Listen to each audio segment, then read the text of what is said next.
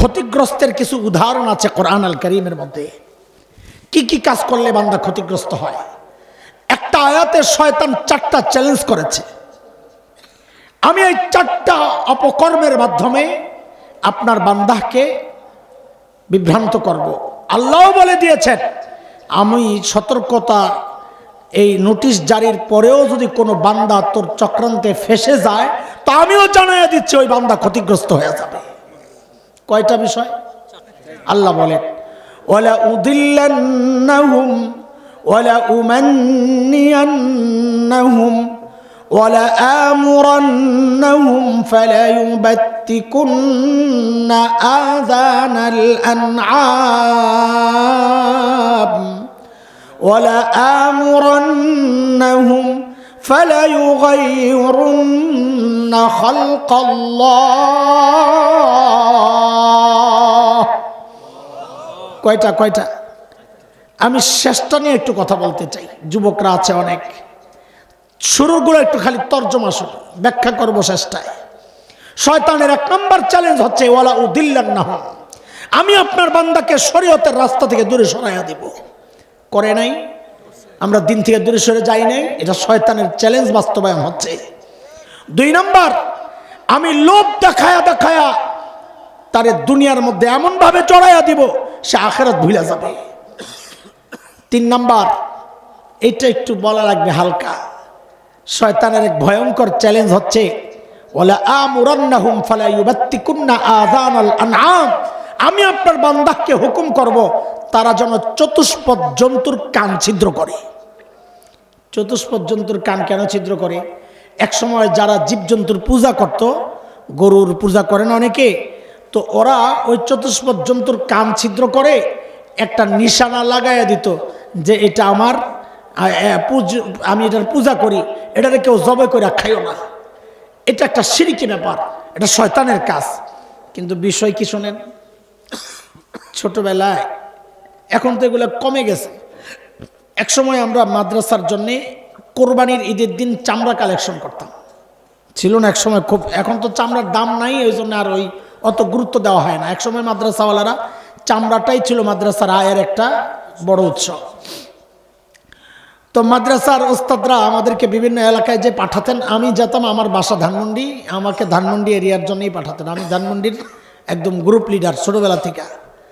তো ওস্তাদরা উৎসাহিত করার জন্য আমাদেরকে জিজ্ঞেস করতেন, এই হাসান জামির জি, এবার ধানমন্ডিতে কয়টা আসবে চামড়া? জি ইনশাল্লাহ 50টা। জি হুজুর। ওই যে 50টা ওয়াদা দিয়ে আসছি, এখন সবার মাথা খারাপ, আমরা আমাদের টার্গেট পুরা করে আগাবো।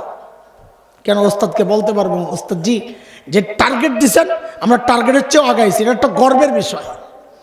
তো সারাদিন চেষ্টা করতাম যেন 2-3টা বাড়ে কিনা 50টার উপরে। এখনকার বাচ্চারাও যেন শয়তানকে ওই কথাটাই জানাইছে, ওস্তাদ আপনি যে টার্গেট দিচ্ছেন আমাদেরকে, আমরা আপনার টার্গেটের চেয়েও আগায় গেছি। বলে কি?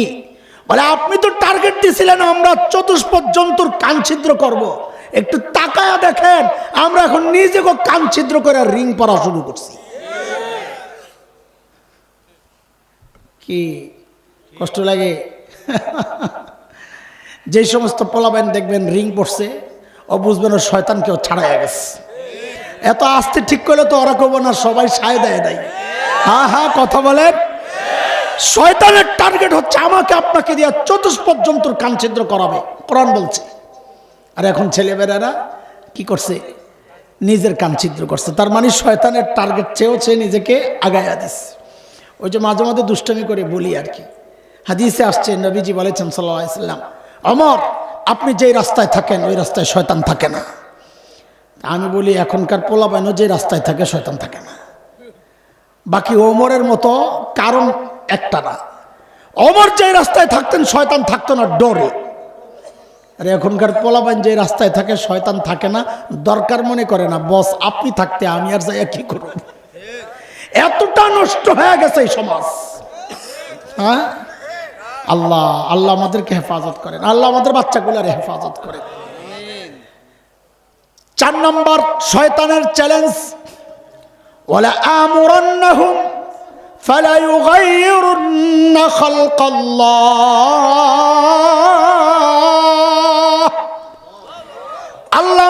বান্দাকে হুকুম করব তারা যেন সৃষ্টির পরিবর্তন আনে। সৃষ্টির পরিবর্তন এটা আবার কি জিনিস? 5-6 বছর আগে এটার একরকম ব্যাখ্যা আমি নিজে দিতাম। এই 2-3 বছর ধরে দেখছি আরে ব্যাখ্যা ওইটি না, এটা সুন্দর। আগে কি দিতাম ওইটা শুনে নাকি। এক সময় ব্যাখ্যা দিতাম শরীয়তের বিধান হচ্ছে মা আসফালা মিনাল কাবাইনি মিনাল ইজারি ফিন্নার, যে পুরুষের কাপড় টাকনুর নিচে চলে যায় ওই পুরুষ জাহান্নামে। বলেছেন নবীজি সাল্লাল্লাহু আলাইহি সাল্লাম। বলেন পুরুষের কাপড় টাকনুর নিচে যাওয়া এটা কি বলেন তো? আরে হুকুম বলেন মাকরু, অপছন্দ, হ্যাঁ হারাম। জোরে কোন? যেই নিষেধের পেছনে শাস্তির কথা থাকে ওটা হারাম, ওটা কবিরা গুনাহ।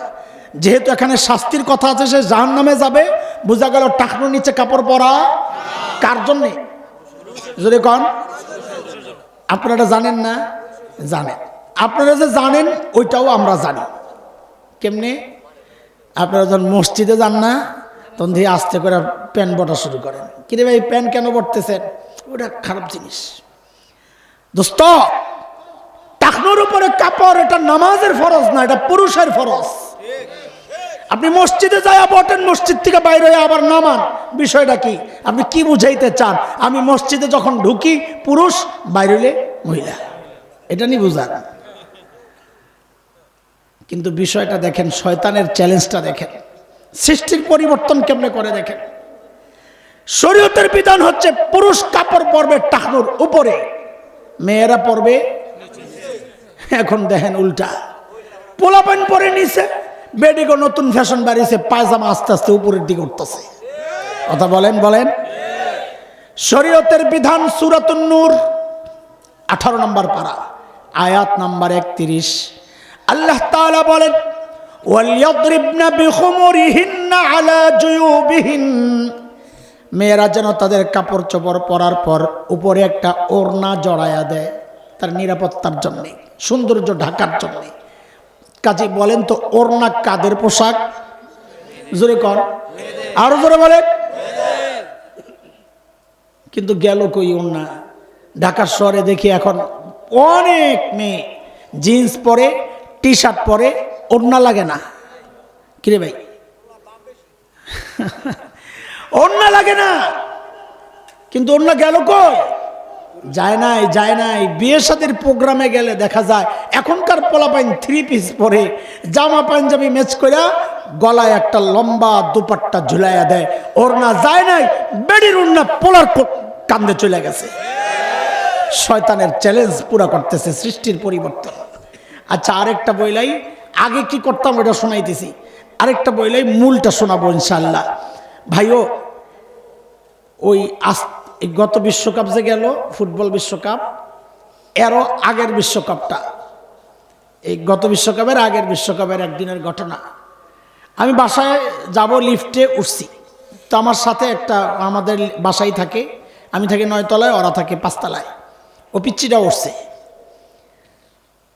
ওর বাবা আমাকে এতটা সম্মান করে যে লিফটে একসাথে উঠতেও চায় না, যে ভাই আপনি যান আমি আসতেছি, এটা বইলা কেটে পড়ে। কিন্তু পোলাবেন তো এই সমস্ত চিন্তা করে না। ও যে উঠছে, ওর কানের ভিতরে আবার শয়তানের লেজ ঢুকানো। কি ঢুকানো? শয়তানের লেজ। আপনারা কোন ইয়ারফোন, আমি কই শয়তানের লেজ। ওইটা ঢুকাইয়া লিফটের মধ্যে, প্যান্টের ভিতরে হাতটা ঢুকাইয়া মাথাটার এই লিফটের ইয়ার মধ্যে এরকম লাগা খালি দেখে এমন করে, মানে হইলো যে ভিতর কি শুনতেছে ওটা সাথে সাথে তাল দেয়। তো ওইটি আমি দেখতেছি, আমি তাকাই রয়েছি ওর চুলের দিকে, এটা কোন স্টাইলের চুল রাখলো, বিরক্ত লাগতেছে। তো যেহেতু আমাদেরই ছেলে পেলে, আমার সামনেই হওয়া, তো কানের থেকে ওই শয়তানের লেস্টারে টান দিয়ে বাইর করছে, লাভ দিয়ে উঠছে। জি আঙ্কেল, ওই যে চুল রাখলা এটা কোন স্টাইল? তো বলে আঙ্কেল বিশ্বকাপ চলতেছে জানেন না, রাতে যেমনি গোল হলে চিৎকার দাও, না জানার কোনো উপায় আছে আমার? লাফাইয়া উঠি, কি হয়েছে? পরে শুনি যে গোল হয়েছে। তো এই বিশ্বকাপের সাথে কি সম্পর্ক? আঙ্কেল এটা নেইমার কাটিং। নেইমার কাটিং বুঝেন? এই পাশে সাসা, এই পাশে সাসা। মুরব্বীরা কইতে পারবো, আগেরকার দিনে গরু চোর ধরা পড়লে এই স্টাইলে চুল সাইচা দিত। কে রে ভাই? এখন এটা বলে ওই গরু চোরের স্টাইল বলে এখন নেইমার কাটিং। তা আমি ওরে বললাম এটা বাবা নেইমার কাটিং না, আরেক কাটিং হয়েছে। ও মনে করছে আমাকে হুজুর তো ভেরি স্মার্ট, মনে হয় অন্য কোনো খেলোয়াড়ের সাথে মিলছে, এটা হুজুর বুঝে আমি বুঝি না। আমার বলে আঙ্কেল তাহলে আর কার সাথে মিলছে বলেন তো? আমাকে বাসায় যাই আয়নার সামনে দাঁড়াইয়া দেখবা এটা মোরগের পাছা কাটিং। শুনতে অসুন্দর লাগে কিন্তু এটাই বাস্তবতা। এখনকার বাচ্চারা যে চুল কাটে, ওর চুল দেখা বুঝার উপায় নাই, ওর স্টাইল দেখা বুঝার উপায় নাই এটা কি মানুষের মাথা না জীবজন্তুর পাছার মাথা। এটা শয়তানের চ্যালেঞ্জ। শয়তান চ্যালেঞ্জ করেছে সৃষ্টির পরিবর্তন আনবে। এখন ছেলের সুরতরে বানায় দিছে মেয়ের সুরত, মেয়েরে বানায় দিছে ছেলের সুরত। ছেলেরা এখন মেয়ের স্টাইল ধরে, হাতে চুড়ি, কানে বালা, কি হাতে বালা, কানে কি দুল, এটা ছেলে ছেলে। ব্যানও পরে, আবার দেখি অনেক পোলাবেন ব্যান পরে, আশ্চর্য। আবার মেয়েরা হচ্ছে এখন ছেলে মতো। ছেলেরা যা করে সে এখন ওই যে ইউনিভার্সিটিতে ভিতর দিয়ে ঢুকতে হয়তো আমার বাসায় যাই, যেই মাইয়ারা খারে খারে বিড়ি টানে। কি অবস্থা, সমাজের অবস্থাটা দেখেন। মেয়েরা এখন প্রকাশ্যে সিগারেট খাচ্ছে। এগুলো সব শয়তানের শয়তানি, সে নিজেও বুঝে না। এই ব্যাখ্যা তো আগে দিতাম, কিন্তু গত কয়েক বছর দেখলাম এই ব্যাখ্যাটা এর চেয়ে ভালো ব্যাখ্যা এখন আমাদের সামনে চলে আসছে। কি? সৃষ্টির পরিবর্তনের সবচেয়ে কার্যকর যে উদাহরণ আমাদের সামনে বর্তমানে, সেটা হচ্ছে ট্রান্সজেন্ডার। এখানে বহু মুরব্বী আছে এই শব্দের সাথে পরিচিত না, বিষয়ের সাথেও পরিচিত না। বিষয়টা একটু সংক্ষেপে বলি, আমি ভাইঙ্গা বলতেও পারবো না। কেন? আমাদের ছোট্ট ছোট্ট কচিকাচারা আছে, মা বোনরা আছে, আমাদের বলতেও লজ্জা লাগে। এমন এক নিকৃষ্ট কালচার এই সমাজে প্রতিষ্ঠার চেষ্টা চলছে, যেটা আমরা বলতেও পারতেছি না, এতটা নিকৃষ্ট।